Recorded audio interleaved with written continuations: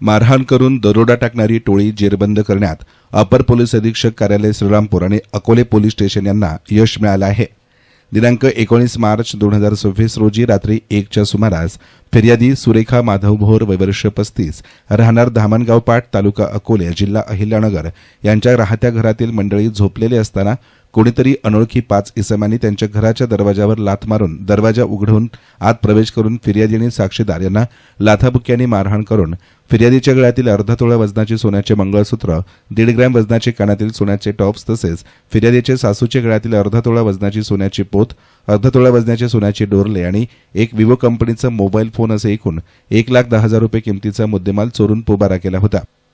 सदर घटनेबाबत अकोले पोलीस ठाण्यामध्ये 165/2026 भारतीय न्याय संहिता कलम 310(2) प्रमाणे गुन्हा दाखल करण्यात आला होता। अपर पोलीस अधीक्षक सोमनाथ वागचौरे यांनी सदर गुन्हा निष्पन्न करण्याकामी पथकाला आदेशित केलं।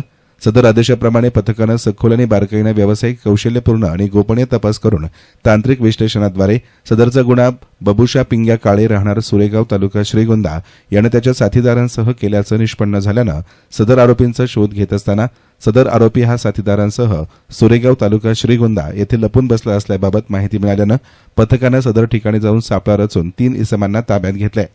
बबुशा पिंग्या काळे वयवर्ष 22, शुभम पिंग्या काळे वयवर्ष 20, रवी लाला भोसले वयवर्ष 50 सर्वही राहणार सुरेगाव अशी त्यांची नावे आहेत असं सांगितलं। आरोपींनी गुन्ह्याची कबुली दिली असून सदर आरोपींनी अशाच प्रकारचे गुन्हे नाशिकसह पुणे जिल्ह्यात केल्याची कबुली पोलिसांना दिली आहे। सदरची कारवाई श्रीरामपूरचे अपर पोलीस अधीक्षक सोमनाथ वागचौरे यांच्या मार्गदर्शनाखाली अकोले पोलीस ठाण्याचे पोलीस निरीक्षक मोहन बोरसे आणि अपर पोलीस अधीक्षक श्रीरामपूर कार्यालयातील कर्मचाऱ्यांनी केली आहे। एसएन मीडियासाठी प्रतिनिधी युनुस इनामदार, श्रीरामपूर।